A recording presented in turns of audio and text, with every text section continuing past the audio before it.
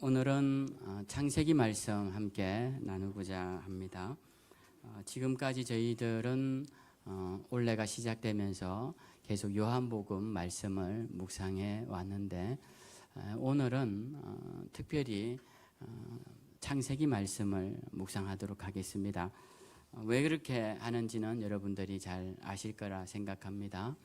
지난 금요일부터 토요일까지 그리고 오늘 오후까지 계속 우리 창세기 말씀 그 은혜 속에 젖어 있는데 제가 다른 본문을 전하기보다는 더 깊이 또 좀 더 가까이 창세기의 은혜 속으로 들어갈 수 있도록 하기 위해서 그 말씀의 연장선상에서 제가 오늘 창세기 말씀을 나누려고 합니다.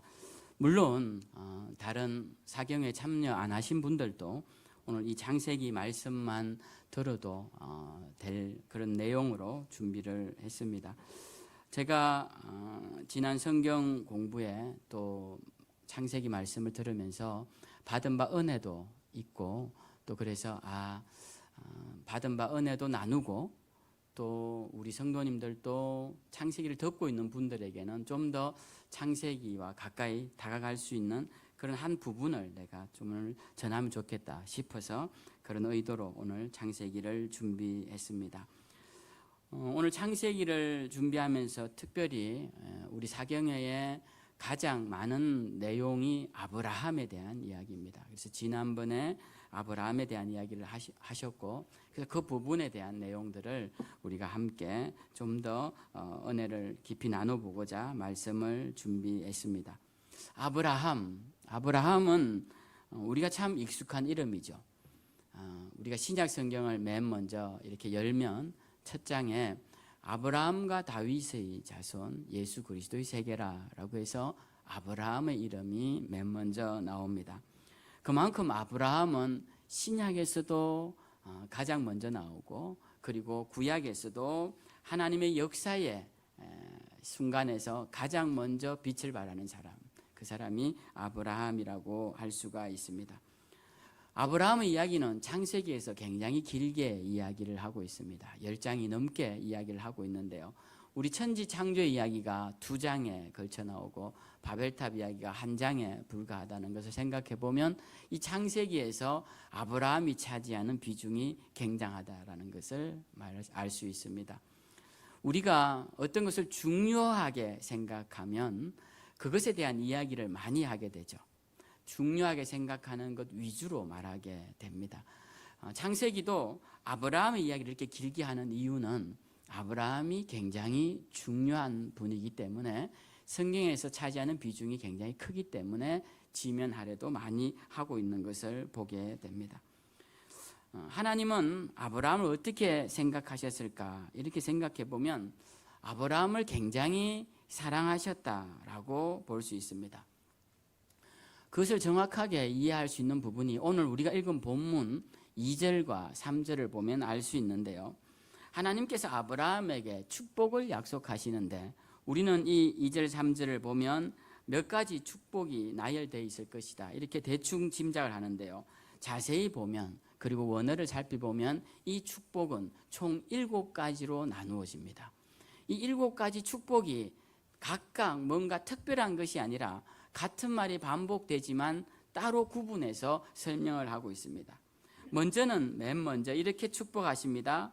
2절에 내가 너로 큰 민족을 이루게 하겠다라는 것이고 두 번째는 내게 복을 줄 것이다 라고 되어 있습니다.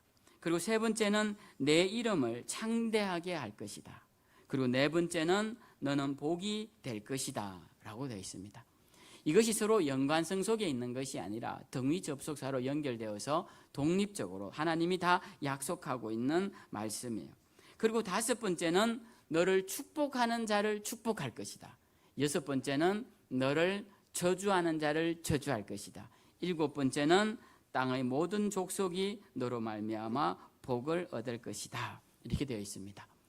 이 말씀을 읽어보시면 어떤 생각이 드십니까? 하나님께서 아브라함에게 복을 주시고 싶어서 굉장히 지금 애를 쓰고 계신 거예요. 내가 너한테 이제 복을 줄 복이 이렇게나 많아. 심지어는 너를 축복하는 자, 그 사람이 무슨 상관이 있습니까? 단지 아브라함을 축복한다는 그것밖에 없는데 그거 하나 보고도 내가 축복할 거야.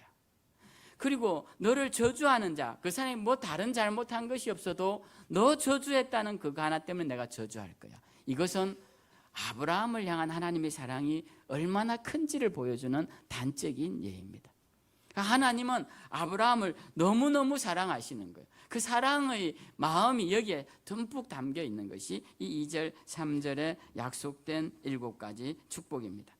특별히 성경 기자가 이렇게 7가지로 나누어서 이야기하는 것은 성경에서 7을 이야기할 때는 완전수라는 의미로 모든 것에 대한 완벽함을 의미할 때 7가지를 나눕니다. 그래서 요한복음에서 사도 요한이 요한복음을 기록할 때도 기적을 7가지 기록하고 예수님의 자기 선언문도 7가지를 기록하고 요한계시록에 저주하는 천사도 7천사가 나오고 이렇게 해서 7의 이야기가 계속적으로 나오고 있죠. 오늘 하나님께서 아브라함을 축복하실 때도 일부러 7가지를 나누어서 내가 너에게 줄 수 있는 축복, 이것은 완벽하고 완전하게 너에게 줄 것이다 라고 약속하시는 말씀입니다. 오늘 이렇게 아브라함을 사랑하시는 하나님의 모습을 묵상하면서 또 그 하나님을 향한 아브라함의 응답은 어떤지를 보면서 아브라함보다 우리 자신을 돌아보면서 우리도 어떤 삶을 살아야 될지를 함께 고민하며 은혜를 나누는 시간을 갖기를 원합니다. 아브라함을 이야기할 때 가장 먼저 상고해야 하는 부분은 아브라함을 향한 하나님의 부르심입니다. 하나님의 부르심. 오늘 아브라함이 드디어 하나님의 역사의 무대에 등장합니다. 근데 그의 나이가 75세입니다. 적은 나이가 아니죠. 그 전에 아브라함이 75년 동안 어떻게 살았는지 성경은 나오지 않습니다. 단지 그가 족보에 이름이 올라간다라는, 그의 아버지가 누구고 할아버지가 누군지 정도에 대한 이야기와 그에게는 자녀가 없어서 족보에 올릴 자가 없다라는 정도만 이야기를 하고 그 외의 이야기는 하지 않습니다. 그러니까 아무 정보도 주지 않아요. 그런데 드디어 하나님의 역사의 무대에 등장하는데 그때 나이가 75세입니다. 그러면 아브라함이 어떻게 등장하느냐라는 것입니다. 아브라함이 어떻게 하나님의 역사의 무대에 등장하느냐라는 것이죠. 그것은 바로 하나님의 부르심으로 시작하는 것을 보게 됩니다. 여러분, 우리에게 하나님 앞에서 그리고 우리 삶에 있어서 의미 있는 시간은 하나님으로부터 부르심을 받은 그 시간부터 의미가 있는 것입니다. 하나님의 부르심 이전의 시간들은 성경도 관심 없고 세상도 관심 없고 나만 관심이 있는 것이에요. 우리에게 참된 의미에 있는 시간은 하나님께로부터 부르심을 받은 그 시간, 그때부터 기록되기 시작한다라는 것입니다. 오늘 성경은 그때로부터 아브라함의 이야기를 시작합니다. 오늘 12장부터 그 이야기를 하는 것이죠. 그 아브라함의 이야기의 시작에서 그 첫 마디가 무엇이냐? 이렇습니다. 여호와께서 아브라함에게 이르시되, 이 이르시되라는 옛말이죠. 우리는 요즘 이르시되라는 말을 쓰지 않습니다. 오늘날로 하면, 그리고 원어적으로 하면 말씀하시되라는 뜻입니다. 이 첫 번째 말씀이 뭐냐면 하나님께서 아브라함에게 말씀하시되라고 되어 있습니다. 이것이 하나님의 부르심입니다. 우리는 하나님의 부르심이라고 이야기하면 하나님이 나를 불러서 어디로 사용하시려고 데려가시고 일하라고 사명 주시고 명령하시고 이런 것이 우리가 하나님의 부르심이라고 생각하는데, 하나님의 부르심은 무엇이냐? 하나님의 말씀하심이 부르심이에요. 하나님의 말씀을 듣는 것.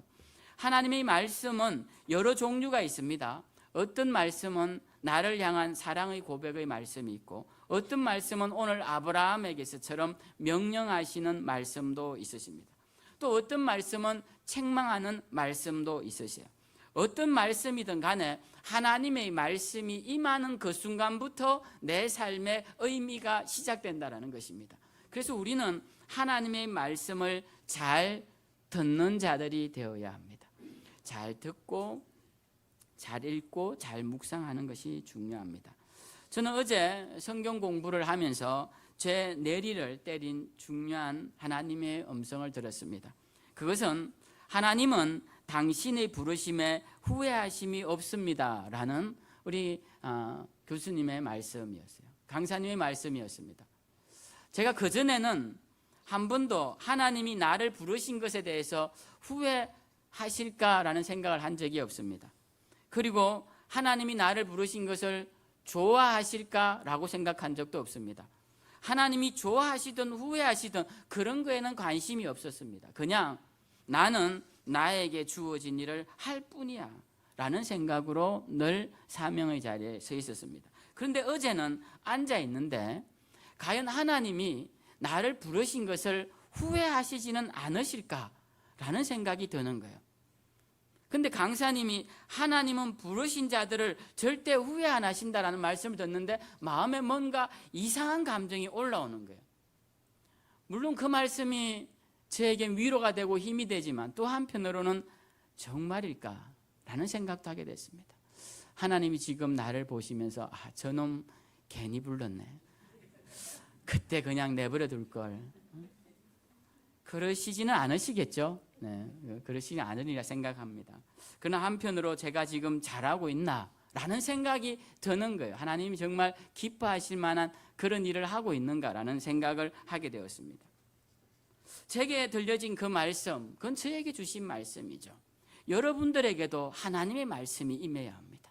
하나님이 무슨 말씀을 하시든지 간에 그 말씀이 나에게 임하는 순간 그때부터 그 사람은 하나님 앞에서 의미 있는 존재요, 삶도 의미 있게 살아갈 수 있다는 겁니다. 하나님의 부르심이 없는 삶, 하나님의 말씀의 임재가 없는 삶, 그 삶은 세상이 아무리 환호하고 아무리 좋아해도 가치 없는 삶, 의미 없는 삶이라는 것입니다. 오늘 아브라함은 하나님의 말씀을 들었습니다. 그때부터 아브라함은 의미 있는 존재가 되기 시작합니다. 그런데 그 말씀의 내용이 무엇이냐? 첫 말씀이 이거예요. 너는 너의 고향과 친척과 아버지의 집을 떠나 내가 내게 보여줄 땅으로 가라는 것입니다. 첫 말씀치고는 너무 부드럽지 않고 너무 강력한 말씀을 하시는 거예요. 제가 교회에 처음 오시는 분들, 목사님, 제가 술 마셔서 교회 못 다닐 것 같은데 제가 뭐라 합니까? 술 마셔도 된다고. 술 마셔도 되니까 교회만 나오시라고 제가 그럽니다. 저 담배 피워서 교회 못 나올 것 같은데 담배 냄새 나도 괜찮습니다. 교회만 오십시오. 제가 그렇게 해요.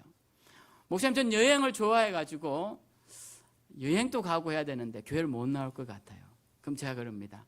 여행 안 가시는 날 교회 오십시오. 네. 전 그렇게 해요. 근데 이제 그분의 믿음이 좀 자라면 이렇게 말합니다.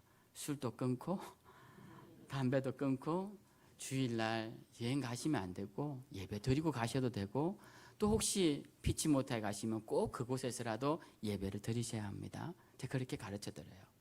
근데 첫 번째부터 술도 끊고 담배도 끊고 주일도 주일 예배 다 나오시고 수요 예배 나오시고 새벽 기도도 나오세요라고 하지는 않는다는. 근데 우리 하나님이 아브라함에게 단번에 이런 말씀을 하십니다. 너 고향과 친척과 아버지의 집을 떠나라. 이렇게 엄청난 말씀을 하시더라는 겁니다.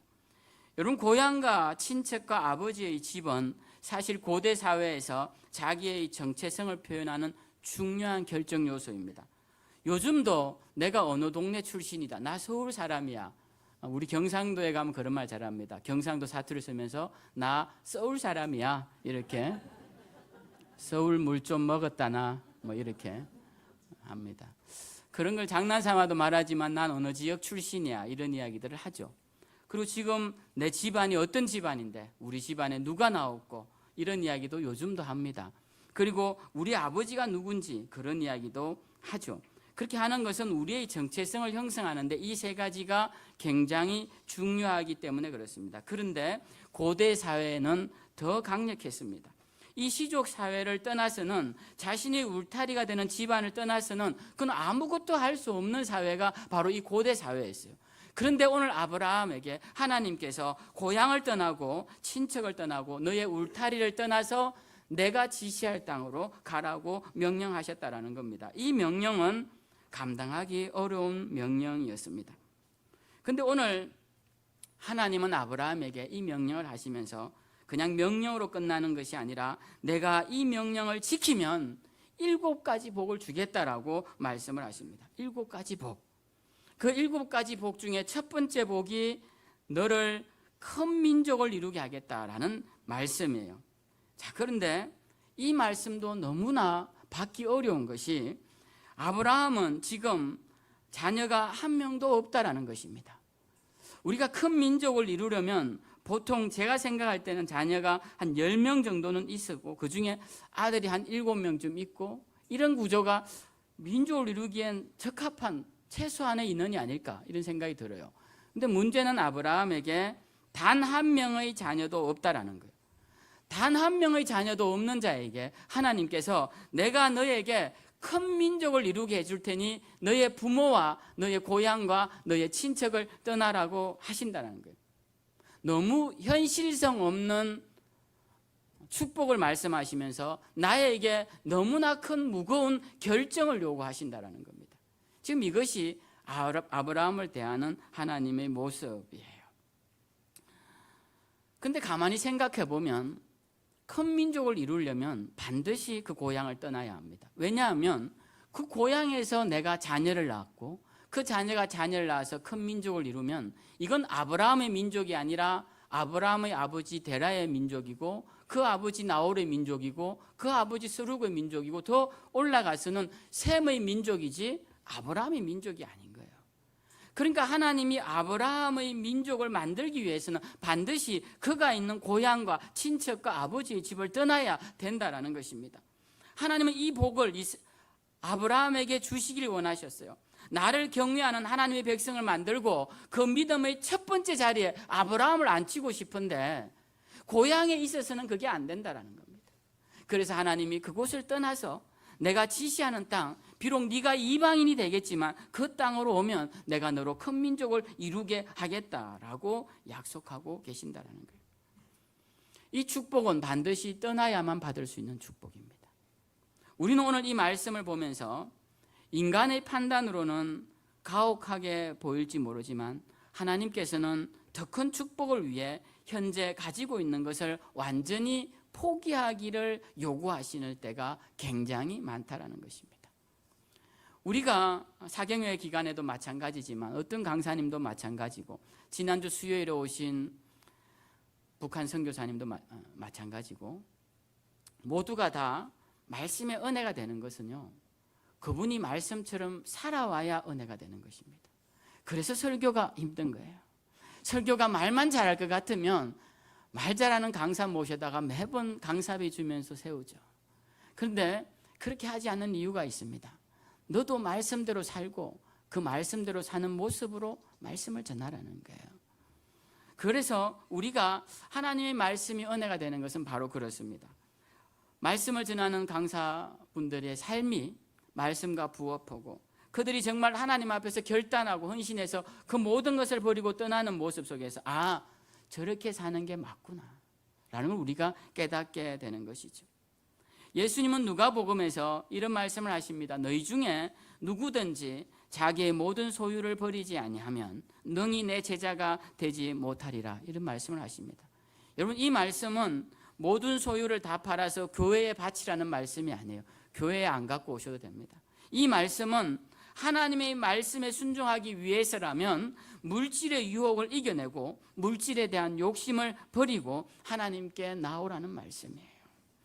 물질을 움켜쥔 손에는 그 어떤 은혜도 임하지 않기 때문에 그렇습니다. 여러분, 움켜쥔 손으로는 아무리 그 손이 힘이 있다 할지라도 아무것도 잡을 수가 없습니다. 하나님의 말씀을 따라 내려놓고 버려두고 하나님 원하시는 곳으로 가라고 하실 때 그곳으로 떠나신다면 그곳에 하나님이 예비해 놓으신 놀라운 축복들이 여러분들을 기다리고 있을 것이라는 이 확신을 잊어버리지 말기 바랍니다. 하나님의 부르심에는 다 뜻이 있으십니다. 그 깊으신 뜻을 우리가 지금은 잘 몰라도 시간이 지나면 알 수 있어요. 지금은 내 실패 때문에 이 자리에 있는 것 같아도 돌아보면 그 실패를 사용하신 하나님의 놀라운 계획들을 우리가 발견할 수 있습니다. 지금은 나의 잘못된 선택 때문에 이렇게 된 것 같아도 시간이 지나 하나님의 뜻 안에서 다시 돌아보면 세밀한 하나님의 인도하심을 깨달을 수 있습니다. 이것은 저의 고백입니다.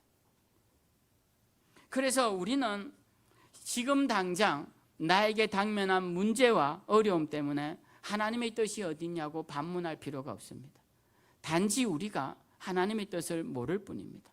단지 우리가 하나님의 원하시는 방향에 서 있지 않을 뿐입니다. 단지 하나님이 원하시는 곳에 우리가 가 있지 않기 때문입니다. 하나님께서 이스라엘 백성들을 이끌고 가나안 땅으로 나오실 때 애굽에 10가지 재앙을 내리십니다. 애굽의 파라오죠. 이스라엘 백성들을 놓아주지 않으니까 하나님이 10가지 재앙을 내리세요. 그리고 드디어 놓아줍니다. 그리고 하나님이 이 이스라엘 백성들을 이끌고 나옵니다. 그런데 이 바로의 마음이 언제 바뀔지 모르죠. 이럴 때는 제일 좋은 것이 멀리 도망가는 겁니다. 멀리 도망가려면 빠른 길로 해서 빨리 가야 하는데 그 당시 애굽에서 가나안으로 가는 길은 여러 가지 길이 있었어요. 가장 빠른 해안길도 있었고 가장 길이 좋은 킹즈 하이웨이, 왕의 대로도 있었고, 근데 이러한 길을 놔두고 하나님이 모세를 통하여서 길도 없는 홍해 쪽 아래쪽으로 내려가더라는 겁니다. 그 아래쪽으로 내려가면 다시 올라와야 하는데 사람들은 뭔가 하나님이 뜻이 있겠지 하고 잘 따라옵니다. 그런데 그 끝에 와보니 홍해가 앞에 있어요. 그리고 뒤에는 애국 군대가 쫓아옵니다. 그때 사람들은 더 이상 하나님을 의지하지 않습니다. 여기에 하나님의 뜻이 있을 것이라 생각하지 않습니다. 하나님을 원망해요. 그리고 모세를 죽이기로 합니다. 하나님께서 홍해로 인도하신 데는 뜻이 있으세요. 여러분, 아무리 이스라엘 사람들이 빨리 도망가고 숨는다 할지라도 애국 군대를 피할 수는 없겠죠. 가장 좋은 것은 애국 군대를 물리치는 겁니다. 그들이 홍해에서 빠져 더 이상 쫓아오지 못하게끔 강으로 가로막는 겁니다. 그래서 하나님은 이 홍해를 가르고 이스라엘 백성들을 걷는 뒤에 홍해 물을 다시 연하게 하려고 하실 계획이 있는데 이스라엘 백성들은 이걸 알지 못하는 거예요. 그래서 그 홍해 앞에서 원망하고 불평합니다. 여러분, 우리의 삶이라는 게 이런 경우가 굉장히 많습니다.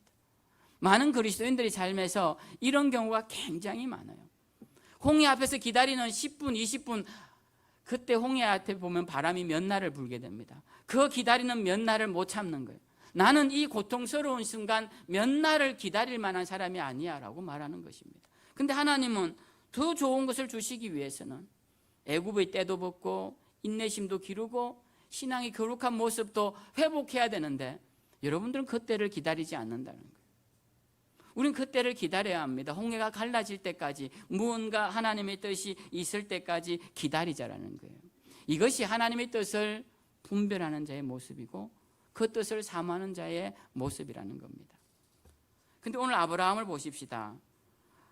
아브라함의 이야기를 한번 이어가 보죠. 오늘 하나님께서 아브라함에게 만나자마자 이런 말씀하십니다. 너 고향과 친척과 아버지의 집을 떠나라. 근데 이 1절에 호응되는 말씀은 4절이에요. 4절에 보면 이에 아브라함이 여호와의 말씀을 따라갔더라 라고 되어 있습니다. 이 1절과 4절은 자연스럽게 연결돼요. 이 말씀을 이으면 이렇습니다. 여호와께서 아브라함에게 말씀하시되 아브라함이 여호와의 말씀을 따라갔더라. 이렇게 된 거예요. 그 사이에 축복의 내용이 삽입되어 있는 것입니다. 여러분, 하나님께서 아브라함에게 말씀하시자 아브라함은 어떻게 하느냐? 그 말씀을 따라가더라는 것입니다. 말씀이 임하니 그 말씀이 어떤 말씀이든 간에 그것을 따라가더라는 거예요. 그것이 아브라함의 위대함입니다. 그가 왜 믿음의 조상이 되었는지, 그가 왜 하나님께 친구 같은 존재가 되었는지 그 이유를 발견하는 첫 번째 포인트가 바로 이 말씀이에요. 아브라함은 시작부터 순종입니다. 하나님의 말씀이라면 제가 모든 것을 버릴 수 있습니다. 고향을 떠나고 외로운 타향에서 부모 형제조차 그리워할 타국에서라도 주님이 가라 하시면 갈 수 있습니다. 그러한 아브라함의 모습, 그리고 그 아브라함의 모습을 쫓아간 많은 믿음의 선진들 때문에 우리는 오늘 이 복음의 열매를 이 한반도에서 먹고 있다는 것입니다. 그리고 그 아브라함의 믿음과 순종을 따라서 지금도 많은 이들이 하나님이 원하시는 현장에 가 있기도 하고요. 하나님의 부르심은 우리의 응답을 요구합니다. 어떤 식으로든 우리는 하나님께 응답해야 합니다. 아브라함처럼 하나님의 부르심을 따라 하나님께서 인도하신 그곳으로 가든, 아니면 바울을 떠나 사명을 저버렸던 데마처럼 세상을 향해 나아가든 우리의 응답에 달려 있습니다. 우리는 응답해야 합니다. 하나님의 부르심이 임한다면. 오늘날 많은 그리스도인들이 하나님의 부르심과 하나님의 말씀하심에 귀를 기울입니다. 잘 기울여요. 그런데 정작 그 다음에 우리가 해야 할 응답에 대해서는 소극적인 모습을 보게 됩니다. 우리가 받아 누려야 할 복에 대해서는 그 권리 주장과 논리가 뚜렷하지만 우리가 순종해야 할 부분에서는 차지도 더웁지도 않는 미지근한 모습을 쉽게 발견할 수 있습니다. 아브라함의 순종은 사실 터무니없는 순종입니다. 하나님께서 약속하신 첫 번째 축복, 너로 큰 민족을 이루게 하시겠다는 그 약속도 자녀 한 명 없는 아브라함에게는 너무나 황당한 축복이지만, 너를 창대케 하리라 라고 하시는 이 축복도 한 명의 아는 사람도 없는 그곳에서 어떻게 내가 창대케 될지도, 그것도 참으로 황당한 축복임에 분명합니다. 그런데도 아브라함은 갑니다. 그가 미련해서 그럴까요? 그가 그런 것을 몰라서 그럴까요? 그렇지 않습니다. 아무리 생각해봐도 이것은 아닌 것 같다, 이건 제 생각이에요. 아브라함은 그렇게 생각하지 않습니다. 아브라함은 하나님이 가라고 하시니까 가는 겁니다. 가면 분명히 하나님께서 아름다운 것, 좋은 것, 약속하신 것들이 있을 것이라 믿음으로 가는 것이죠. 여러분, 신앙은 부르심에 응답하는 것으로 출발합니다. 많이 들어서 되는 게 아니에요. 듣고 주님이 나에게 들려주시는 그 부르심에 내가 뭐라고 대답하는지, 그 대답이 굉장히 중요하다라는 것입니다. 여러분들이 아무런 응답을 하지 않고 그 자리에 계속 앉아 여기가 좋사오니 초막셋을 짓고 여기 삽시다라고 한다면 여전히 우상이 천지인 갈대아 우르에서 하나님의 축복과 무관한 삶을 살게 될 것입니다. 아브라함은 말씀을 따라갑니다. 그의 아내를 데리고 그의 조카를 데리고 그가 있는 전 재산을 다 모아 하나님이 가라고 하시는 그 땅으로 갑니다. 그리고 그곳에서 다시 하나님의 약속이 임합니다. 오늘 5절에 보면 아브라함이 그의 식구들을 이끌고 가나안 땅으로 갑니다. 그리고 6절에 그 땅을 지나 세겜 땅 상수리 나무에 이르니, 7절에 그때 여호와께서 아브라함에게 나타나셔서 뭐라고 하시느냐 하면, 내가 이 땅을 네 자손에게 주리라 라고 말씀을 하십니다. 이 땅이라는 것은 그냥 몇백 평, 몇천 평, 뭐 산 하나 이게 아니라 가나안 땅 전체를 네 자손에게 주겠다라는 거예요. 지금 아브라함에게는 땅 한 평도 없습니다. 그는 지금 이 이방인이 되어서 이 가나안 땅에서 어떻게 정착할지도 모를 그런 이방인이 신세인데 이 땅을, 가나안 땅을 아브라함에게 주시겠다고요? 근데 아브라함이 이 말씀을 듣고 믿습니다. 그 믿음의 증거가 뭐냐 하면 바로 제단을 쌓아요. 제단을 쌓습니다. 이 아브라함이 7절에 보면 하나님이 그 말씀 하시자마자 자기에게 나타나신 여호와께 그가 그곳에서 제단을 쌓고라고 되어 있는데요. 우리 성경에는 이게 좀 시간이 걸린 것 같지만 원어적으로 보면은 하나님이 말씀하시고 바로 직후에 쌓은 그런 시제로 형성되어 있습니다. 시제가 연결되어 있습니다. 그러니까 아브라함이 하나님 말씀 떨어지자마자 제단을 쌓은 거예요. 왜 쌓았느냐? 마치 이거 내 땅입니다 하고 깃발 꼽듯이 하나님 말씀하셨죠. 이제 이거 하나님 저와 제 후손에게 주신다고 하셨으니 제가 약속의 징표로 제단 쌓고 하나님 앞에 예배합니다. 제단 쌓는 일이 쉽지 않습니다. 그리고 제단만 쌓는 게 끝나는 것이 아니라 거기에 제물을 바쳐야 합니다. 그렇게 하나님 앞에 드리는 시간들이 쉽지가 않아요. 근데 아브라함이 그게 제단을 쌓고 그게 소중한 짐승을 바쳐서 하나님 앞에 예배로 영광 돌립니다. 무슨 의미로? 하나님 믿습니다. 그러니까 이 제단이라는 것은 믿음의 표현인 거예요. 믿음의 결단이고 믿음의 증거라는 거예요. 그러니까 우리 가운데 하나님을 향한 제단과 예배가 살아있지 않다라는 것은 하나님을 향한 믿음이 없는 것이니 어찌 하나님의 축복이, 이런 선한 축복들이 우리 가운데 임하겠느냐라는 것입니다. 여러분, 뭐 사경회 때도 하신 말씀이지만 롯과 하갈을 한번 비교해 봅시다. 롯과 하갈이 받은 축복이 아브라함 못지않은 축복입니다. 롯을 한번 생각해 보십시오. 그 불유황이 떨어지는데 그만 살아나왔어요. 여러분 기분 좋을 때 어째 제가 참 이게 적절한 예인지 모르겠지만 차가 이렇게 꽉 막혀 있는데 제가 그 버스가 다니는 전용차로 거기로 이렇게 지나가면 너무 기분이 좋은 거예요. 옆 차선들은 다 막혀서 한 차도 못 가는데 저는 그냥 그 6인승 차를 타기 때문에 그냥 그 길을 막 지나가면 제가 빨라서 좋다기보다 저기 다 못 가고 있으니까 더 좋은, 이런 마음 가지면 안 되는 거죠. 네, 안 되는 건데 그 좋은 감정은 어쩔 수가 없더라고요. 그래서 이제 이렇게 달려가는데 여러분 한번 생각해 보십시오. 불과 유황이 떨어져 사람들 다 죽고 있어요. 나만 살았어요. 얼마나 감사해요. 물론 죽은 사람들은 애처롭지만 나도 죽어야 하는데 거기 나만 살았어. 그러니까 롯이 받은 축복이라는 것이 결코 가볍지 않은 축복이라는 거예요. 그리고 자기만 살았냐? 자기 부인도 살았고 자기 자녀도 살았어요. 얼마나 큰 축복입니까? 근데 롯은 그 이후에 하나님을 향한 제단을 쌓은 이야기가 나오지 않습니다. 하나님께 감사의 제단을 쌓지 않아요.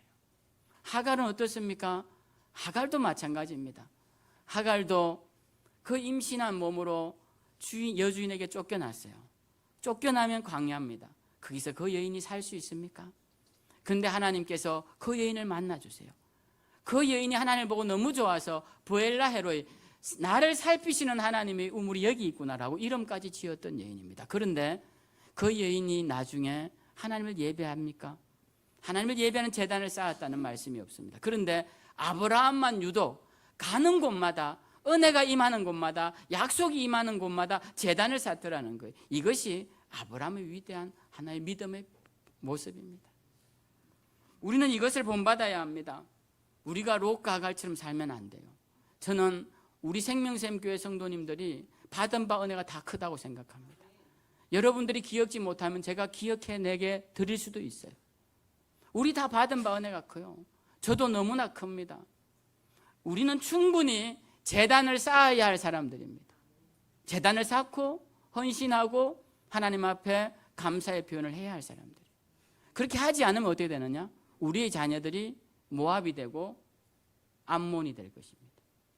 롯이 낳은 아들 모압과 암몬이 될 것이고 하갈이 낳은 이스마엘이 될 것이라는 거예요. 우리의 자녀들이 이삭이 되지 않습니다. 왜? 예배가 살아있고 하나님을 향한 믿음의 표현과 감사의 제단이 없기 때문에 그렇습니다. 여러분, 우리 하나님을 향한 부르심은 거기서 시작한 믿음은 여기까지 와야 합니다. 우리의 예배로 완성되는 것이에요. 그래서 오늘 이 말씀 가지고 제가 너무 무겁게 오늘 또 전해드렸는데 제가 오후에 있을 또 말씀 사경회에 여러분 많이 참석하시라고 또 이 말씀 드리는 거니까 이 아브라함에 대해서 더 깊이 우리가 묵상하고 아브라함의 믿음을 쫓아서 오늘 아브라함에게 약속하신 주시고 싶어 견딜 수 없는 이 축복들을 우리 모두가 다 받아 누리는 그런 놀라운 역사가 우리 가운데 있기를 주님의 이름으로 축원드립니다.